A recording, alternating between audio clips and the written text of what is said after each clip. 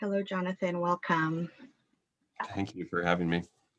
Nice to virtually meet you, Jonathan. Maybe you can introduce yourself with regards to your work in cinema and theater, and also anything else you want to share with us. Sure. My name is Jonathan Snipes. I'm a composer and sound designer working in theater, film, and television and video games and whatever else needs sound and music. Um, I've been working in the field probably since 2001, 2002 is when I did probably my first theater sound design when I was still a student. And I just kind of kept saying yes to every project until I was a professional, I suppose. It doesn't always feel like it.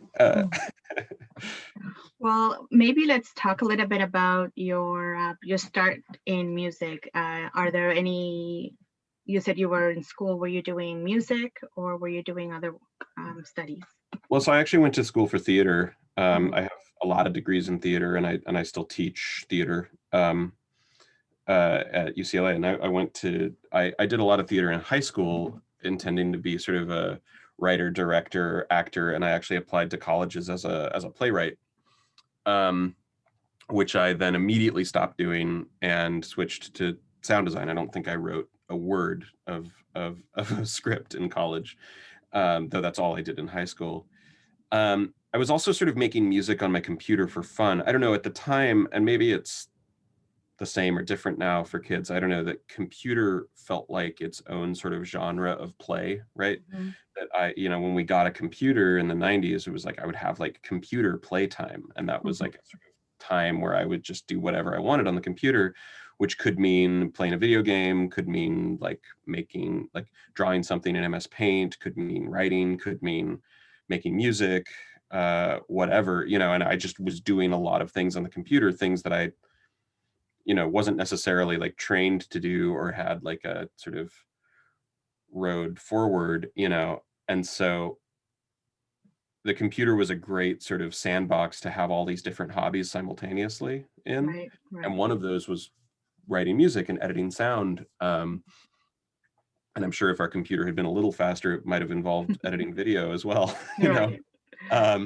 But then I sort of got to college, and I had already been doing sound design for plays in high school, just because I was the one with the computer and the CD burner who knew how to, I could get audio into the computer.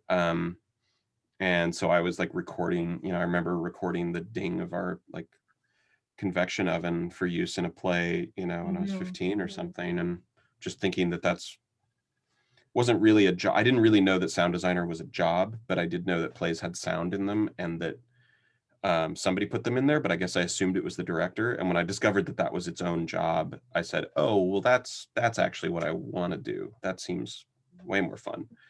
And I just sort of fell into it very naturally, all the while making music on my computers for fun too. And I kept those very separate for a long time. I was making like electronic dance music and playing out in bars and things in LA while also doing like sound designs for 99-seat theaters and things. And I always, because I didn't have a lot of like conventional like conservatory music training, I always sort of assumed, well, music is the hobby and sound design is the work. And this is the way I get to work with the same tools in my hobby and my work.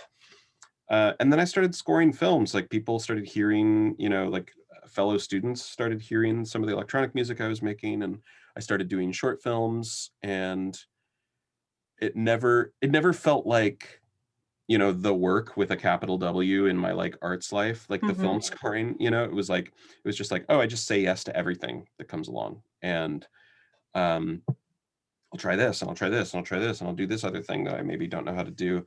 And I don't know, a few years into sort of saying yes to everything, I scored a feature that went to Sundance, and I started working for an old like family friend who is on the sort of cusp of becoming a very successful television and film composer, Bear McCreary, who now is a very successful film and television composer. And I worked with him for a long time, making electronics and working on his scores, which really taught me how the sort of machine works of generating film music. And I think that those credits coupled with the Sundance movie like suddenly proved I could score a feature. Mm-hmm. And then I got asked to by this company making, I'm sorry, one second. Hey, That's okay. stop it. Get it out. You know you're not supposed to. Bad cat, he picks up the carpet. And then a friend of mine who worked at this like production house that made these like really just kind of these very like generic but very like sort of by the numbers like TV movies, like Hallmark movies and things like that. They didn't really care who wrote the music for their movies, right? As long as it sounded like real music, and they'd kind of give anybody the job. So my friend who worked there as an editor, um, threw my name in the hat, and they saw that I had some credits and heard some of my music and said sure, and they hired me to do like 3 or 4 of these TV movies sort of back to back, and that's really how I learned how to score a film. Because it was this really, I mean, I would do another one in a heartbeat. They were so much fun. There was so much work, but so much fun. Mm-hmm. It's like you get handed a movie and you're like, okay, great. You have 3 weeks to come up with 90 minutes of music for this. And it was a lot. It was really intense. Right. I didn't know how to work that quickly, but you learn really fast. And the sort of saving grace is that I didn't really get notes or feedback from them, right? So I could really try stuff. Like as long as it sounded like real music, it was okay. And I tried a lot of, like every cue kind of became its own little workshop in, I wonder if this idea is going to work. Mm-hmm. And that was a really invaluable experience. It was really fun. And after I did those, then a friend of mine introduced me to Rodney Asher, who Mm-hmm. directed Glitch in the Matrix, and I scored Mm-hmm. his first movie, Room 237. Mm-hmm. Um, and then, I mean, I'm not going to pretend that like, and then I was fine, and I had no financial troubles, and everything was great, and I was a big success. That's not true at all, right? But Room 237 was the movie that like, oh, now I'm scoring movies that I also really like, that are also Right. my taste, right? Mm-hmm. And so I did that and Starry Eyes and Excess Flesh and Mm-hmm. The Mm-hmm. Nightmare for Rodney.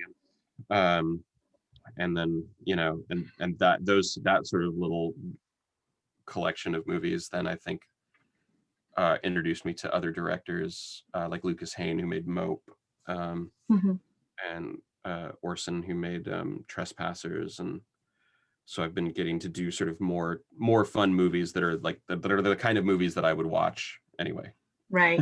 Which is, it's great that you're telling me this, because that's sort of what I found really interesting about your body of work, and the Hallmark part was quite interesting. I didn't know that, but I do appreciate your work within the genre and horror films, because that is also something that I follow. And I wanted to ask you if you were a fan, and now I know.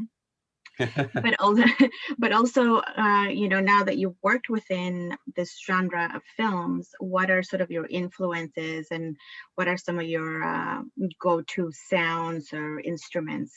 I can name some that I picked out, but I'd rather hear from you. Sure. I'd be curious to know what your thoughts are too, but like I use a lot of synthesizers. Obviously, I'm sitting in a room surrounded by synthesizers Mm-hmm. right now. And I come from, because I really started making music on a computer, like I come from electronics. And I love electronic music, and I always have. Um, and I've done a few scores that feel, and all my scores have this kind of like a little bit of that 80s John Carpenter Mm-hmm. in them, and that's kind of unavoidable for me. Like I love that sound and I love that feeling. Um, but I do work with acoustic instruments too. I tend to say that I write for players before I write for instruments. Okay. So I'm much more likely to suggest an instrument as an instrument in a film if I already know who I want to play on the score. Right. Oh. If it's like, oh, I met this person and we've been having these interesting conversations, and he or she is like an interesting person that I think would be fun to collaborate with. So maybe there should be a viola on the score, right? So like the Nightmare score that I did for Rodney, like the lead instrument that plays the sort of theme throughout is Ezra Buchla on viola. Nobody ever, we never said, oh, we really need a viola for this score, but I did say, I really want to do a thing with Ezra Buchla. Right. and he's a great viola player. Mm-hmm. So that's kind of how I approach things still, I think, coming from bands, you know, as opposed to the conservatory. Right. That's sort of how I feel, Stu. And it, you know, and occasionally it does work the other way. Like a director will say, oh, I want X sound, and then I'll have to either find the person if I don't know them, or, you know, I mean, of course I have to go the other way too. But you know, there are plenty of people writing for big orchestras, and I haven't really done that. I would, and I know the people, and I love orchestral music, Mm-hmm. but I'm also not really interested in faking anything. Like if I'm using a computer and I'm using samples, I want the instrument to be the sampler, not the instrument it's emulating, right? Like I you know, to me, like the kind of culture of like deep sampled acoustic libraries has always been a little strange, because you've been given this great gift of the computer, which is an instrument that can literally sound like anything. Right? Like limitless possibilities of sound design. And your first impulse is to say, well, how can we make it sound like a piano? Or how can we make it sound like a string orchestra? Which is also, I mean, it's amazing that it can do that. And that technology is incredible. And the way samples sound now are incredible. But it's maybe a semantic distinction, but if I'm using a sample library, like a sample string library, to me, I'm writing for sample string library, not for string orchestra. Right. And that's like a very different approach in my brain. So that's a big sort of part of my ethos too, is like every sound that you hear is the sound it's supposed to be. Mm-hmm. Mm-hmm. Right? Like not emulating, or like, oh, but with like more money, I would have gotten a real player to do this or something. So you're very conscious of what it is you're doing with computers and the synths and everything else. I try to be, yeah. I try to view the computer as its own instrument, as opposed to like a stopgap, you know, or middleware between the actual idea. Right. Very cool. Before I keep asking questions about theater and film, why don't we talk about what's in your studio right now? For those Sure. Music fans and are people are seeing this video potentially? Hopefully. Okay. Well, this is kind of my more or less my vintage wall with a few newer pieces in it. And I've kind of stopped buying vintage synths because the market has gotten so insane. Mm-hmm. And I've had all of these things for a long time, well over 10 years for a lot of them. You know, I collected most of my stuff in the sort of in the early mid aughts, as I first started getting this like TV movie work, and I had some money coming in and was in my 20s and thought that what you did with money that came in was buy synthesizers, right? But yeah, I mean, those are, you know, 3 classic drum machines, 808, 909 Lindrum up there, and then a few other sort of classic pieces. And then over on this other side of my studio is my modular wall, cool. Which is really still kind of my primary instrument. And this is the thing I've kind of been building, you know, the longest and spend the most time with. The older, like the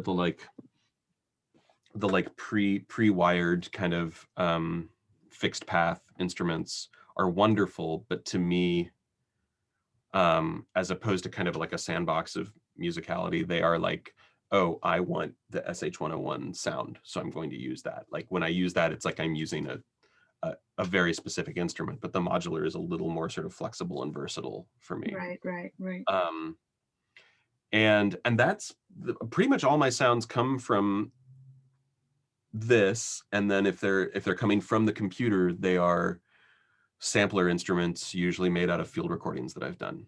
So I try really hard on projects to not really use sounds that I didn't make, or sounds that I like, ideally sounds that I only made for that project, right? That usually never works out, because there's always this kind of period of of sound design and sort of palette building, and then you get into the weeds of actually writing the movie, and you're like, but I need this sound right now, and you grab an old one, you know.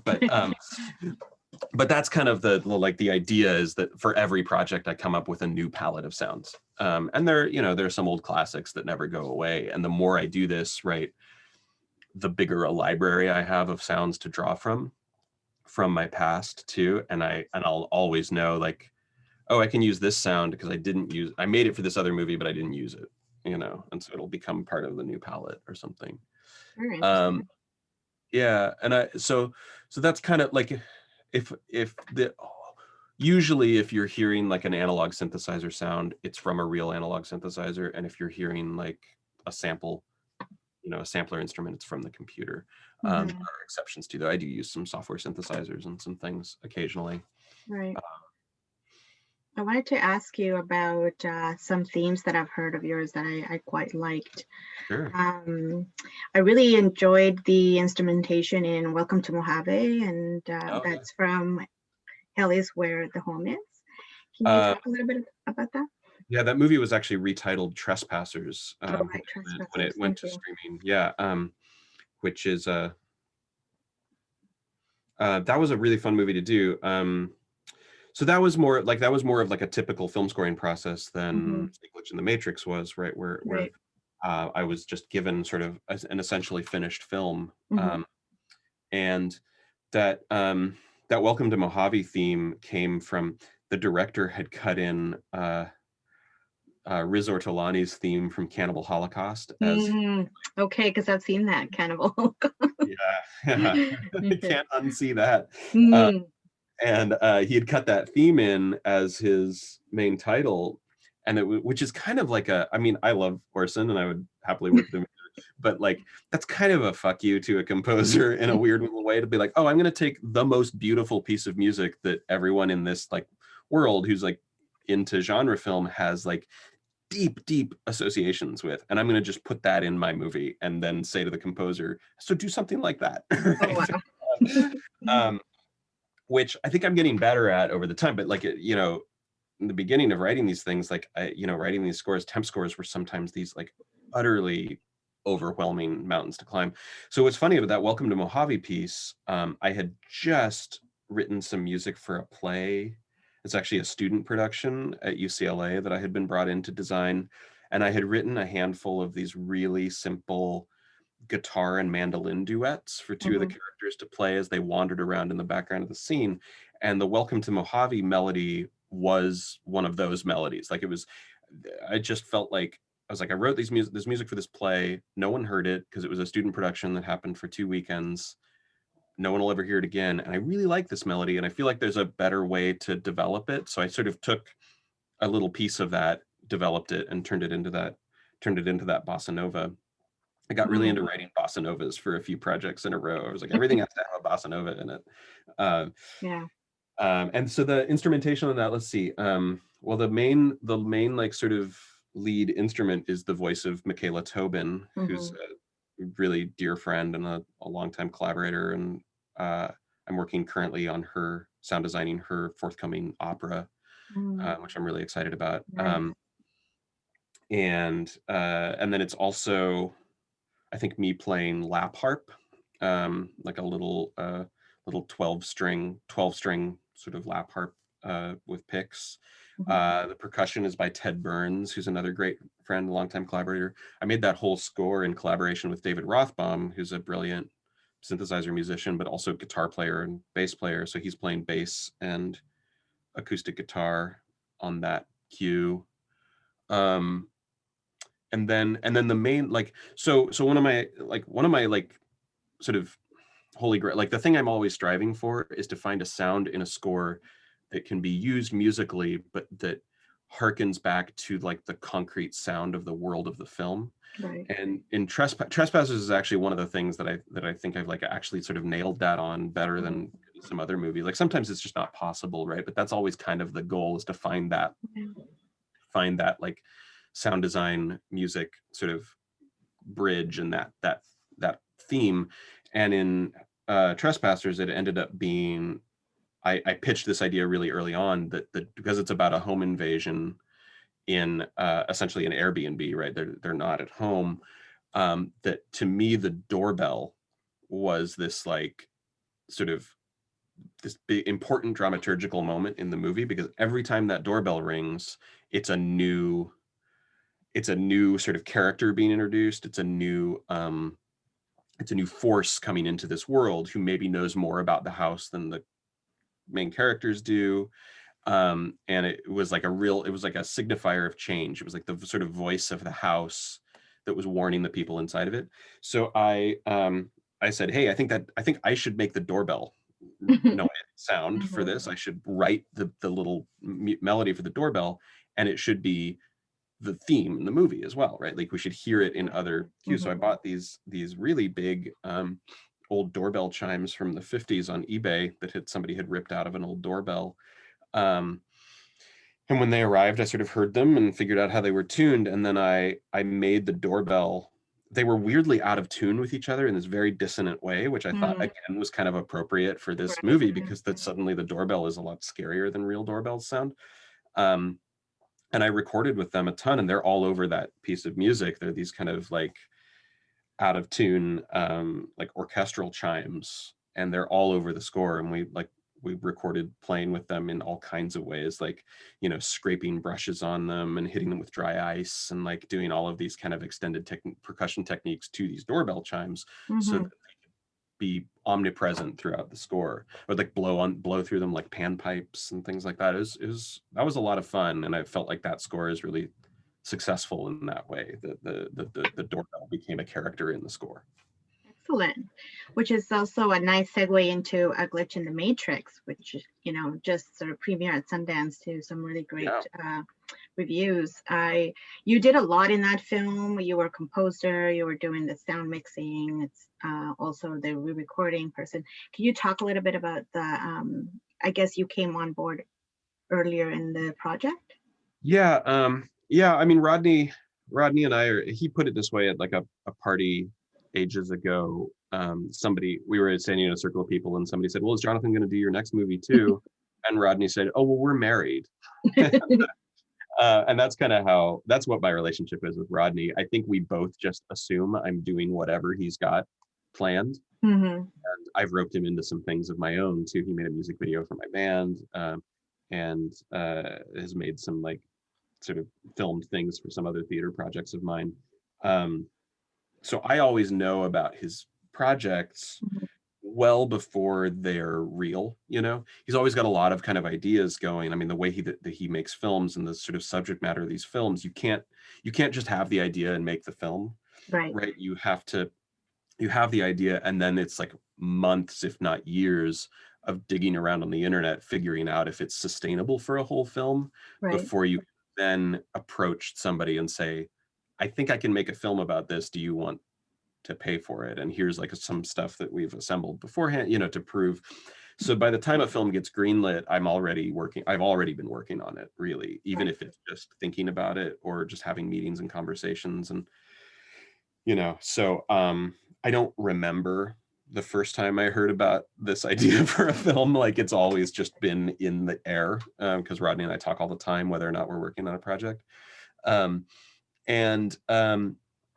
You know, I heard the title and knew what I wanted it to sound like, right? Like A Glitch in the Matrix to me immediately just speaks volumes about that this is a film that is about, I mean, glitches. It's about the movie The Matrix, and it's clearly about simulation theory. And to me, all of those ideas, maybe just because of my age, but like I am immediately reminded of all of the like sort of big soundtrack, like what I call hacker techno movies of the 90s, like Hackers and Go and The Matrix and Blade and Spawn. And a big one for me was the soundtrack for Pi, the Darren Aronofsky movie Pi. That was like some of the first, like that I still love that soundtrack album. I love Clint Mansell's score, and I love the curation of that album too. And I knew I wanted to kind of do something that felt like sort of an homage to that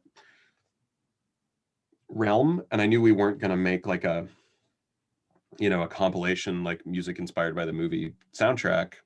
Right. I was going to write it all, but I did want it to have that kind of compilation theme. Don't you start. Stop it. Yeah. And so I mean, this is maybe the only movie I've ever done that actually, it didn't really have a theme for a very long time. And every piece of music, every cue, every piece of music that I wrote for it had kind of a different, like the theme almost ended up being like process music in a way. Like I would just kind of approach each cue and say like, well, what's an interesting way I can set up the synthesizer to kind of just do an iterative process and let it happen and see what happens.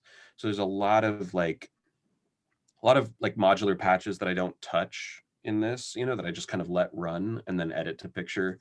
And a lot of like, you know, it is, without getting hopefully too technical, there's like, I'm like really into like process music like that of like Alvin Lucier or even Paulina Oliveros or Steve Reich, or like this sort of like 20th century classical music that involves kind of just setting up like a natural process and letting it unfold.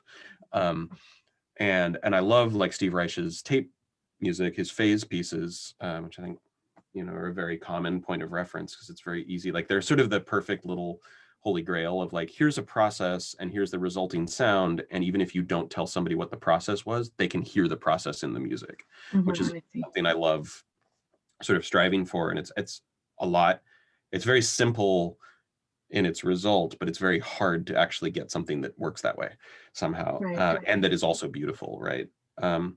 So I sort of came up with it, like I was trying to find kind of 21st century ways of doing these processes in computers. So I would set up like, I'd have like multiple computers in my house running Zoom, and I would send sound in an infinite loop between like over the internet and just see what happens as it degrades.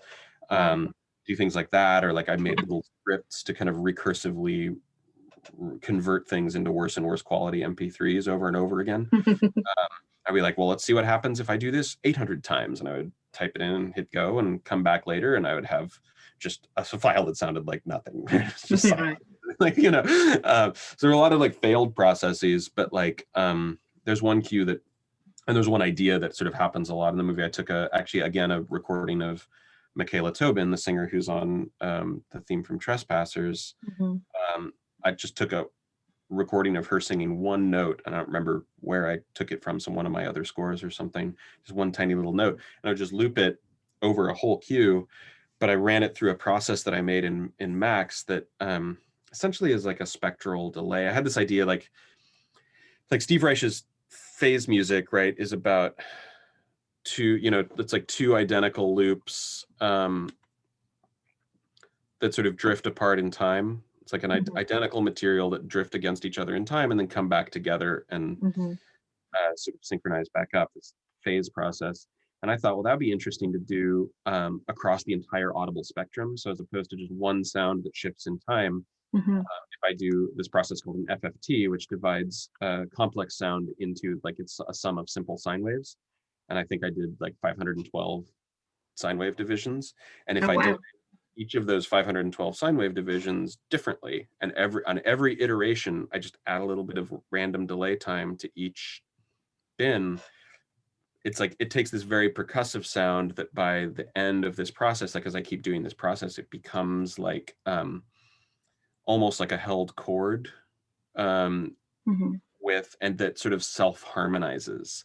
I was really into like that division between like sound as a graph of amplitude by time, like a waveform, and what I would call the signal form, right, which is sound by frequency by amplitude by time, right? So like how can I abuse that FFT process, which is inherent in like all streaming audio conversion? Like that's how we are able to make MP3 files so small, right, is by using these FFT processes. Like how can I sort of find ways for that process to fail and then make those beautiful and musical? Right. Because I guess it's also like a sound that I inherently, before this project anyway, that I just inherently disliked, right? That like the sound of like streaming audio, like the way that my voice sounds to you and the way that your voice sounds to me right now, like when it sort of breaks apart and it gets that watery sort of shimmer to it. is not a sound that I thought was beautiful or interesting, and I hated it, and I was really always trying to avoid it, and I always eschew, like, I avoid like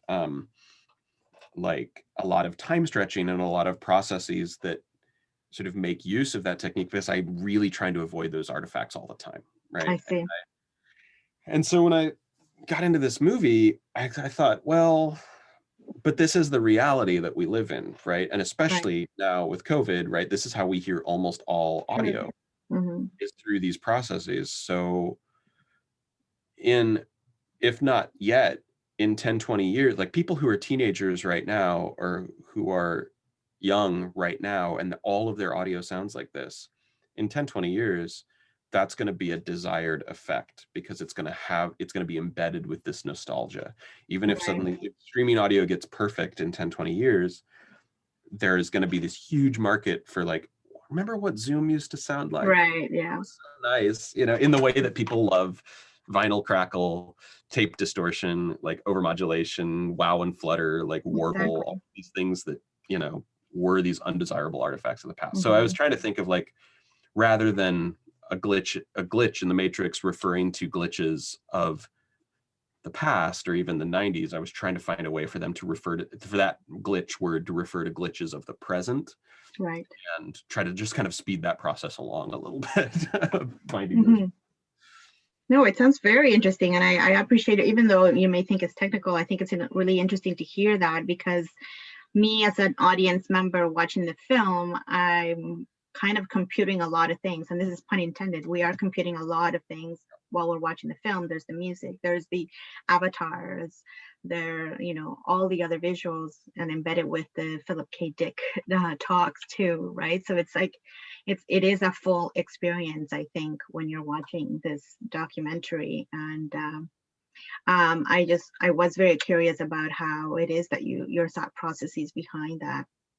Um, and was there much work that you had to do after the film was completed, or any added touches or anything like that? Well, I mean, this is I haven't worked in a lot of animation Hmm. in my life. I've only just done a few shorts sort of here and there. And usually when I've ended up working on animation, I've been brought in pretty late in the process, right? And I have sort of a finished film that I can work on. But I remember not really, I knew that we were replacing all of the talking heads with avatars from the beginning. Like that was from the very beginning we were going to do that. And I knew that before he even did any interviews. He knew Hmm. that was the idea. And so I had the film without any of that animation for a long time, right, with just the people, and sort of working for that. And I remember just not really getting it. Like I knew what my job was, and I knew how the music, I knew what I wanted to sound like, I knew exactly how it needed to work, but I was kind of in this, like, trust the process mode of like I don't really get it watching this movie right now. I don't really understand how all these things fit together, Right. but we've talked enough conceptually about it that I know what the path forward is, and I'm just going to have to trust the process and make sure that it's okay. And then, like, the first bit of animation with the avatars came in, and I was like, oh, this is going to be amazing. And then it was really kind of like off to the races. Right. Uh, Right. yeah. And, I mean, what's funny about this movie too is that we were on a very, very tight schedule, like a very Hmm. fast, like, um, unrealistic, idealistic schedule, which I often am, on movies. I was like looking at the clock. I was finishing a play, and I was looking at the clock and be like, tomorrow I'm gonna be starting to spend like 18 hours a day on this movie, because there's no other way to get it finished in time for Tribeca. And that was like March 10th, you know. And I had done a lot of work on it already, and like the score was in pretty good shape, but I hadn't really attacked much of the sound design. And um like, I just knew it was going to be a lot of sleepless nights, Hmm. and I was finishing this play that then got shut down because of COVID. Right.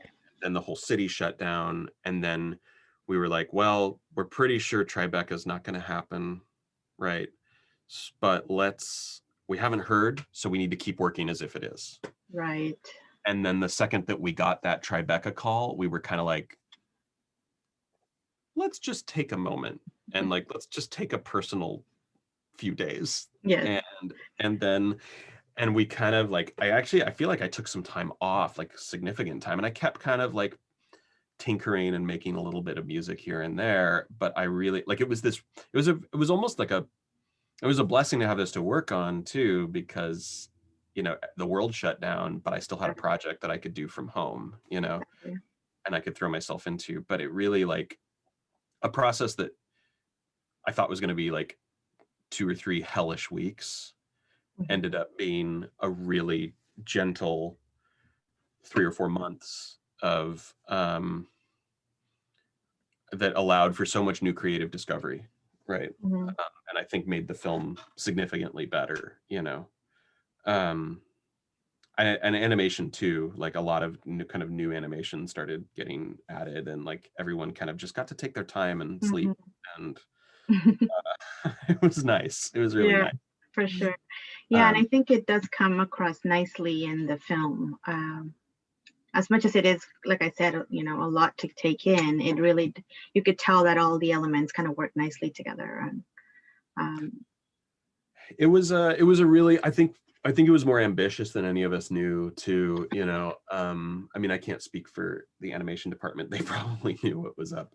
But you know, having done a handful of Rodney's movies, and the one we did sort of a year before this, the El Duce tapes, is kind of the opposite, right? It's like a very rough, and it was like he really wanted to be done really quickly, and the production of it was less kind of like that. Rodney's always very good about making sure that the film itself has a voice. Like a lot of documentaries, I feel like, don't understand that the film is its own like lens and framing narrative, and it's no way for it to be objective no matter what you're doing, right? And a lot of these kind of like info dump documentaries that are like, I see so many documentaries that I'm like, my response is to, oh, I loved that. I was captivated for every second of that because I love the source material and I want to know more about the source material, but I'm not sure that it was a good movie, you know? Right. Yeah. And I'd much rather see a documentary that I was like, wow, I don't care at all about this source material, but the filmmaking is so captivating and like designed that that I'm captivated the whole time. And for me, Rodney's movies are both, right? Like, I mean, to me, he really operates in that Errol Morris, Josh Oppenheimer, like kind of Herzog style of documentary filmmaking that are really these like these films, and you never lose sight of the filmmaker's lens, more than they are like Wikipedia articles, you know. Which is more interesting to me. I mean, you know, some of my absolute favorite documentaries are just big info dumps because I'm so in love with the subject, you know. Right.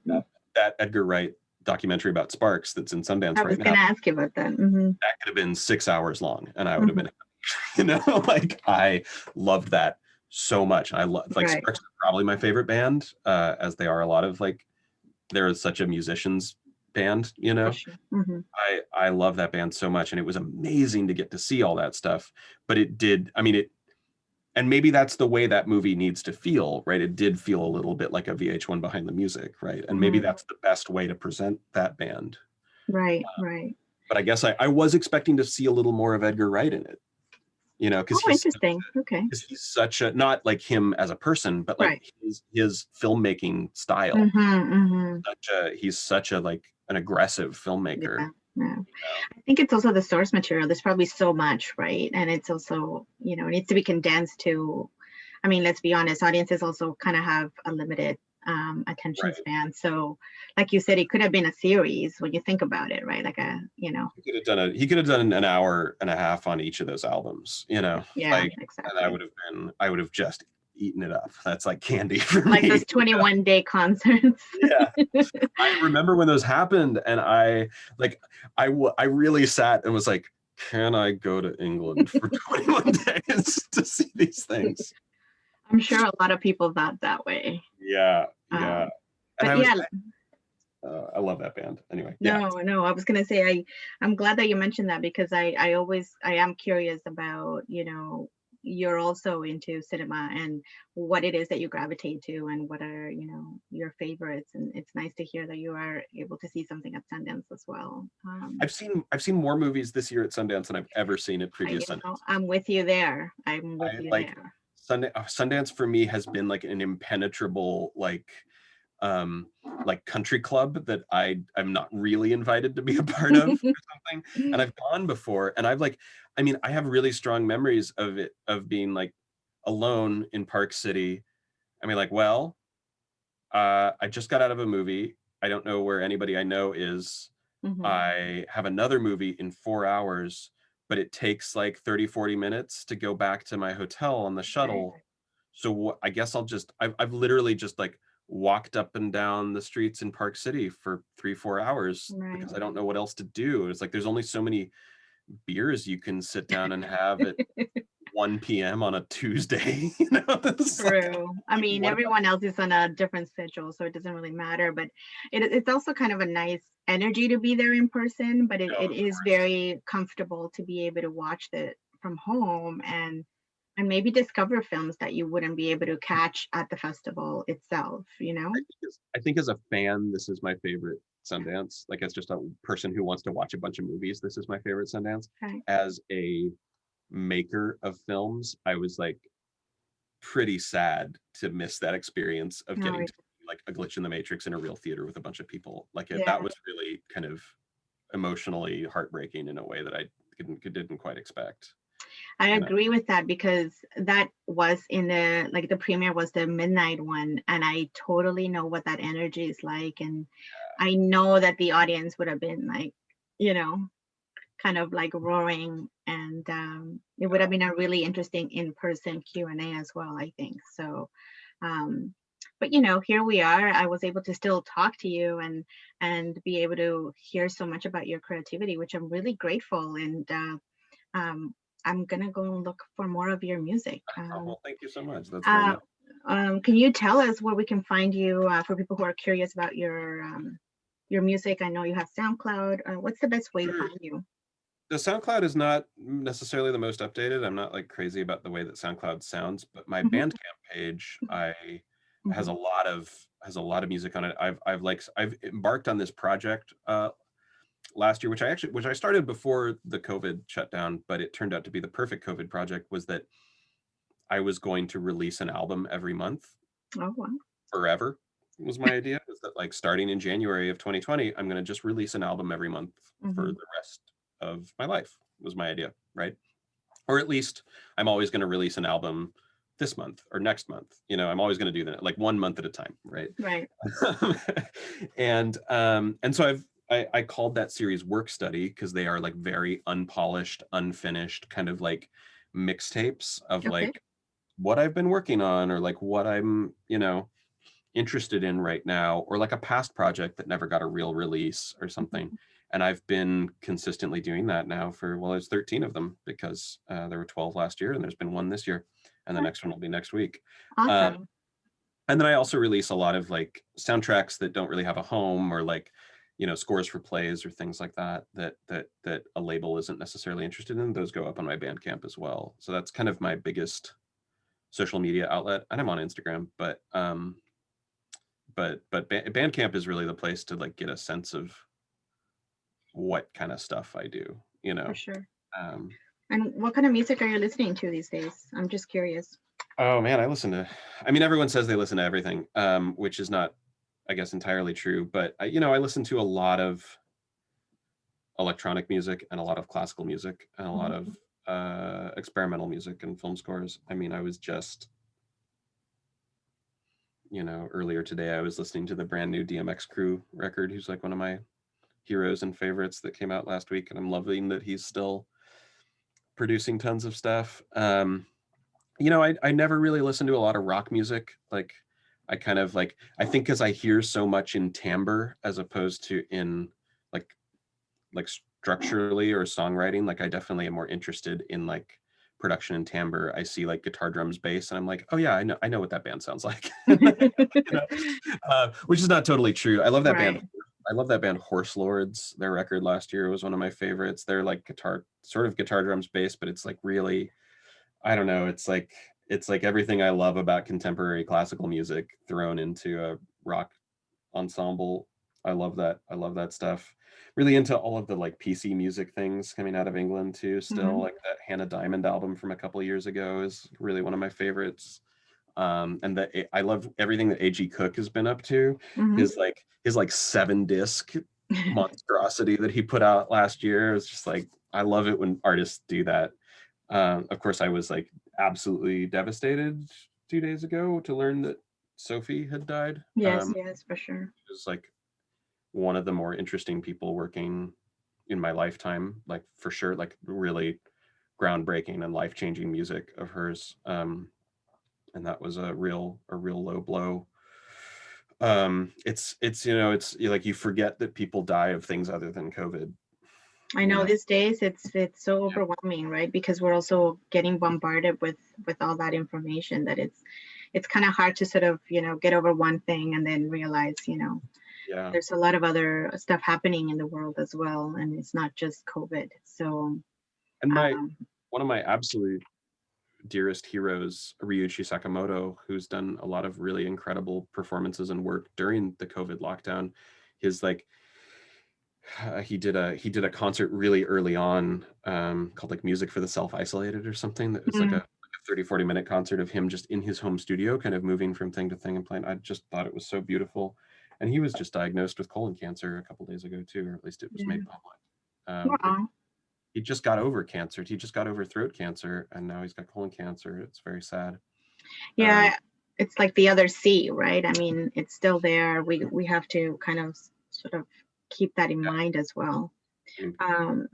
But not to end on this note necessarily, but is there any other project that you'd like to highlight for us that we haven't been able to discuss? I mean, we can keep talking, but I'm mindful of time. Oh yeah, my time is whatever. My time is your time. I have the previous Rodney Asher movie that I scored, the El Duce tapes. There's a soundtrack album coming out soon on Burning Witches Records, which I'm excited about. That movie is, I think, available just everywhere for streaming, and I just got the Blu-ray in the mail the other day, and it's gorgeous. That's a polarizing project, but to make some really fun music for. That's my first like real. It's funny having just said that I don't like rock bands. That's my rock band score. But it's, we made all that music. Like I assembled a band that are a bunch of people that I've played with for ages. David Rothbaum, who I've mentioned already, and Nick Murray, an incredible drummer who played on Room 237, Brett Berg, who I've been in bands with forever and has played on a couple of my other scores, and Michaela Tobin on vocals. And we just like set up like a band and played that music, not to a click track, just live in the room. And that's the score. And it was really fun to work that way. So I'm excited about that one to come out because it really doesn't sound like other music of mine. Right. And my band Clipping is always doing a bunch of nonsense, doing a bunch of stuff. We had a couple albums last year, and we have more stuff